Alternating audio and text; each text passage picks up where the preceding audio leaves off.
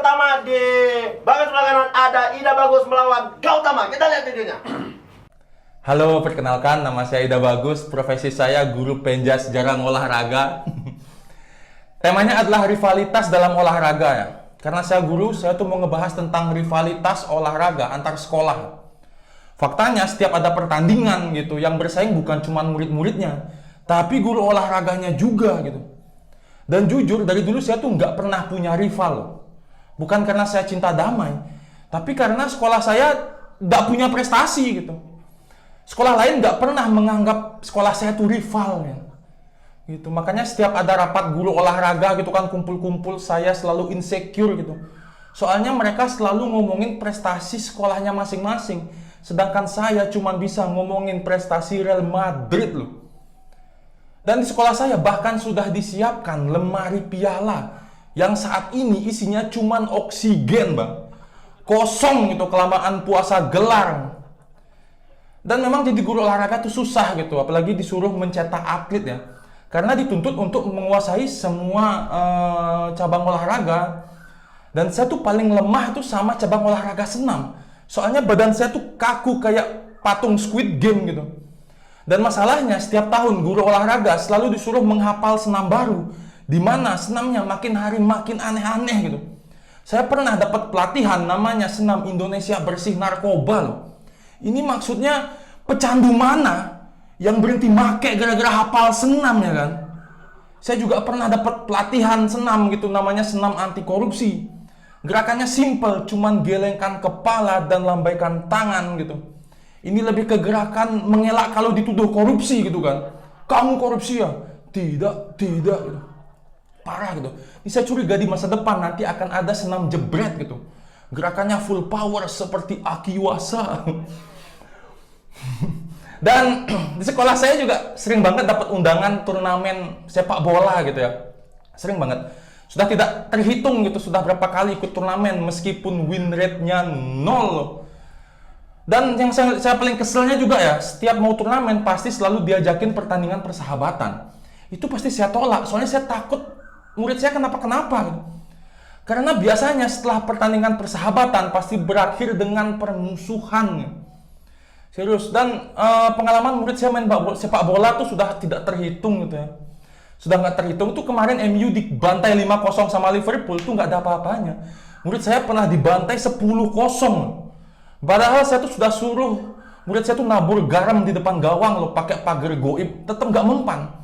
Ya memang murid saya tuh lebih berbakat nyetak batako daripada nyetak skor.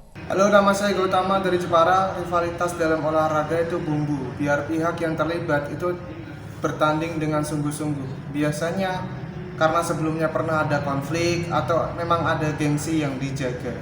Nah, konflik apa yang ada di badminton? Konflik hidayat, ya betul. Tapi kali ini saya akan membahas bola voli.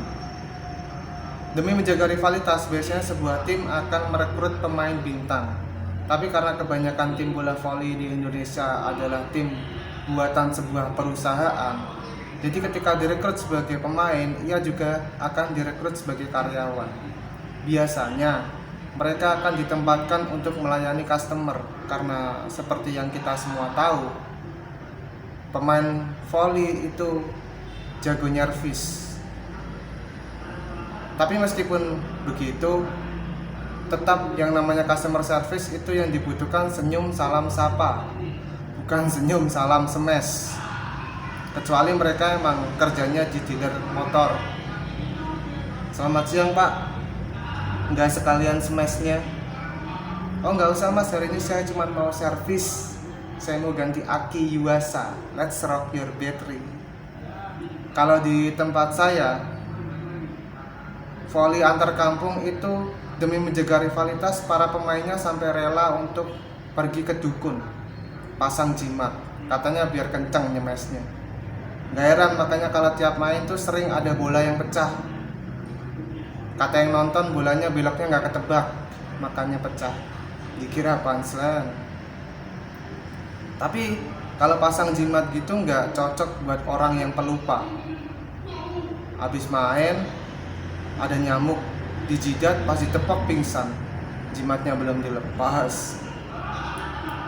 Di tim sepak bola juga, demi menjaga rivalitas mereka akan menjaga kedalaman squad. Biasanya dilakukan seleksi pemain. Yang daftar banyak, tapi yang keterima cuma 1 atau 2 orang. Nah, biasanya ketika seleksi, pelatih itu akan sering teriak-teriak karena dia tahu suaranya nyaring. Kalau saya sama lawan saya, Bang Ida Bagus ini emang gak ada rivalitasnya karena ini pertama kalinya kami berdua bertemu di sebuah kompetisi stand up. Makanya dari tadi saya juga nggak ngotot kalau stand up. Kalau nggak percaya, ini saya sebenarnya dari tadi stand up sambil nyuci gelas. Nah, itu tadi pertandingan antara Ida Bagus dan Gautama. Ida Bagus tadi keyakinannya 51% menang. Oh, yang nentuin gitu. Menurutku menang. Nggak tahu menurut juri. Kita tanya dulu juri, tamunya dulu nih dari Rispo. Rispo, Ida Bagus gimana, Bu? Tidak bagus, wah keren nih. Siap dia menunjukkan kalau dia siap, materi dia siap, delivery-nya juga bagus ya. Cuman ada beberapa materi yang bisa ditebelin lagi punchline-nya. Misalnya, Po? Sama itu gue lihat tuh dia kelebihannya di ekot. Iya. Cuman dia ada beberapa materi kalau ditambahin ekot tuh sebenarnya jadi bagus gitu. Cuma modal zoom out dikit aja kan biar kelihatan full body. Iya. Ini segini doang. Tadi aja yang KPK Pak. Nggak ada rumah KPK. Senam korupsi. Tapi kan nggak nyebut KPK. Iya, Ada hubungannya. korupsi ada hubungannya. Oke, terima kasih, Rispo. Gautama, Bang David. Hah? Gautama. Kenapa harus komentar dia sih? Kan abangnya paling objektif. Nengok video-video kayak begini. Ini Gautama ini dia mencoba jokes-jokes style kayak Indra Primawan ya, saya lihat. Benar. Mind blowing, cuman sikapnya terlihat terlihat tidak antusias dengan jokesnya sendiri. Terlihat dari delivery-nya yang lemas gitu. Dan kayaknya dia bukan sehari-hari nggak kayak gitu. Artinya dia mungkin dia berakting untuk menggunakan materi ini.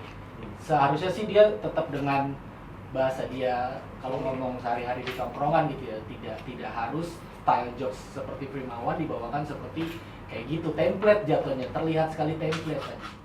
Saya ada beberapa catatan untuk Gautama ya. Nggak nanya padahal, Bu. Tapi ya udah apa, Bu? Ini penting buat masukan untuk Gautama. Kamu kayak lagi di kamar tadi ya tempatnya, tapi kok ada mesin fotokopi.